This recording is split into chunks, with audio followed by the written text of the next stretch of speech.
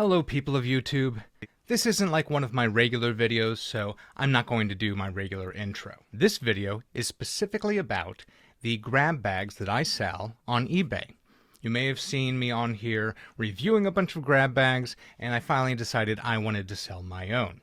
So this will be the lowest price, the $48 grab bag. And even though I put in the description a very good idea of what you're going to see, it's just never the same as laying it out there and showing people. So in the interest of absolute transparency, I'm going to bring you along as I build a grab bag.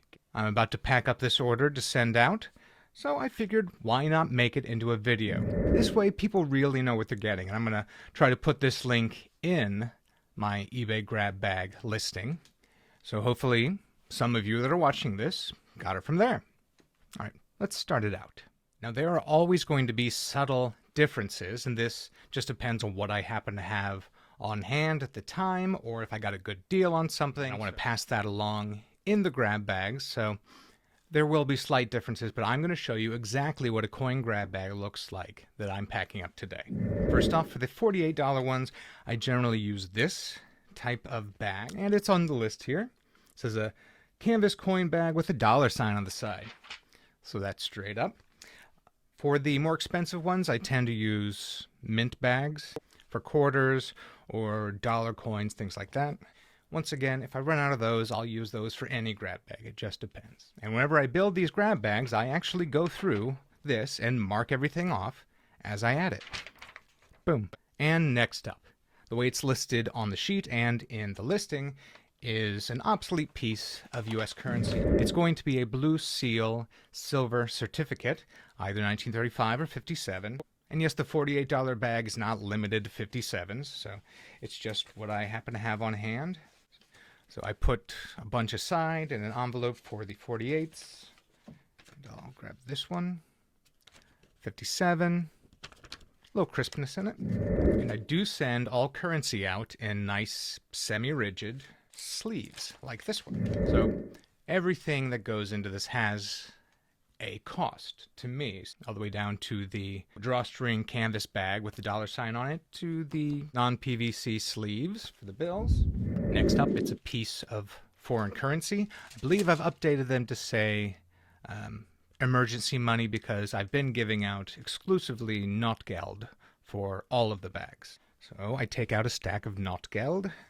If you're not familiar, Notgeld is German emergency money, and they're just little works of art. So they were made by different cities, different regions, and they're beautiful. And you can find really great examples of them out there, because a lot of them were just saved and put aside. Like crisp, unused. I think I'm going to send this one once again. There we go. I skipped over item 1 on the list. This is absolutely the most asked about and controversial item in grab bags that I've sold for certain, and I expect in grab bags all over the place. So people like to say that there is a gold item in the grab bag, and it'll end up being gold flakes almost all the time. So I decided I was never going to give out flakes, so I was going to find alternatives to that. And keep in mind, this is a $48 grab bag, so you're not going to get like a $20 gold piece or anything. So I do like to add gold to the bag, but I don't like to take up a lot of the value of the bag with that. So I used to get these cards that was like 1/4 grain of gold. It was a laminated card with a little tiny gold bar in it. I was having trouble keeping those in stock. So recently, I've started getting gold-plated U.S. coins, and what I have now is gold-plated wheat cents, and I put them all in these direct fit capsules. So it's gold. It's a fun little novelty piece. I would be happy to get this in a grab bag. I've got tons of vials of flakes I have nothing to do with. So that's going to go in this one. I also have nickels and things like that. I had quarters in the past, wasn't able to get them in this time. So there we go. Top 3 gone, gold and the paper currency. Next up, a small baggie of wheat cents. People are like, ugh, wheat cents? I don't need any more wheat cents. So I try to improve that experience. It's just a small bag, about a dozen or so. I used to go through and make sure that there were no repeats, no duplicates. It's very time consuming. And right now I just happen to have a bunch of AU and BU wheat cents. So I'm packing those up in, 10 or 12 and just giving those out. See, there's some really nice ones in there. Wearing a glove. You don't want to get a BU wheat cent with a big old thumbprint on it. Packed it up.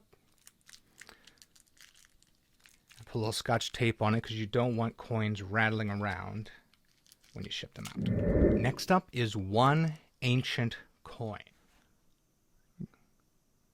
It has discernible imagery, which is what the description says. I do also buy Roman bronze coins in large lots, 50 to 100, and I like to get them where they haven't been really worked on. They're dirty and dusty and just have impacted old, crust on them. Because I actually enjoy going through and using various restoration and preservation methods and bringing these coins back to life. So if I get good ones out of that, I send those, especially in the higher tier grab bags a day.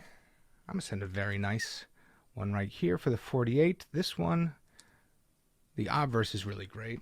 The diadem, kind of like a little crown. Next up is a small baggie of world coins with silver. This is probably the area that changes the most. So right now what I'm doing is I'm starting these out with 10% silver peso. And people are like, ugh, 10%. What I would like to say to people when they complain about any aspect of the grab bag is go out and price each and every item you got. I guarantee you I have a very slim margin. So there's that. And I have this tub of loose world coins that I'm always replenishing, and I do go through with great care and make sure that I'm not sending you like a ton of Mexico copper or all modern stuff. So I do have a nice mix in there. This one is fun. I've gotten a bunch of these recently.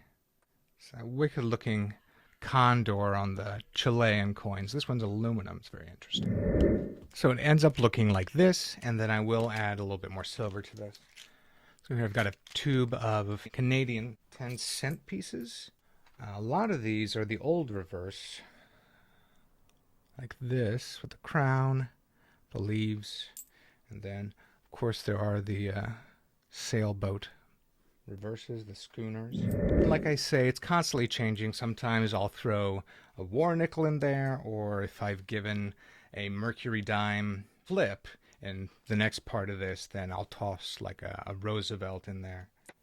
It's always changing. So in an effort to make building these bags a little quicker whenever I get a lot of orders, I put a lot of coins in 2x2 flips and get them ready beforehand. So I have these little red boxes, and it has all the contents on it, and I can just reach in and grab one from every category. So we have Indian cent, 1906 Indian cent, dimes and quarters. I'm actually going to give them Roosevelt in a flip. And I'm going to go back and toss a Mercury dime in the world coins one. Here's an AU quarter. And it's not just all, 1964 Washington quarter for these grab bags. It just always depends on what I happen to have gotten in stock recently. So I had a month where it was almost all 1940s and some 50s quarters. Just what I had. Bar or round form bullion. I happen to have gotten a good deal on a bunch of 1 gram bars, so that's what's going in this one. Nickel. I ran out of buffalo nickels in this box, so they're going to get a V nickel. There we go. And it's always going to be visible date, pronounced V. I'm not giving out a bunch of crud. And the buffaloes are all full dates. I do send out, Denver and San Francisco buffaloes as well. So that's going to close up the world coins and extra silver bag. And there you have it. I do include the checklist that I worked off of in every order. And it's all packed up in here. As you can see, it doesn't rattle around like coins. Everything is fully secured within the bag. And I tape the bags down so they don't jangle. It gets put in a box like this, taped very well all over, and sent out to your door. And generally from order to receipt, it's about 4 days is what I average. 3 to 4 days. Okay. So I hope this video was illuminating. Now you have a better idea of what you're going to get, and I hope a lot of you will try out my little grab bags. I do have more expensive ones. I have a $99 one that comes with a silver Japanese medal. They're frequently wooden, black lacquered cases, and then they have the gold lettering on the top. Sometimes they use some form of really hard, like Bakelite plastic for the cases for the metal. And I have another that is mid-19th century samurai silver. It's a one shoe, a silver coin that was popular for payment and popular in the time of the samurai. So that's why it's called samurai silver. And that's the $111 bag. They come with all the stuff that you saw in the $48 bag and just more stuff to fill that out. Okay, so I'll put links to all of those down below. Thanks so much for watching. This is Michael from Penny Haven. Happy hunting.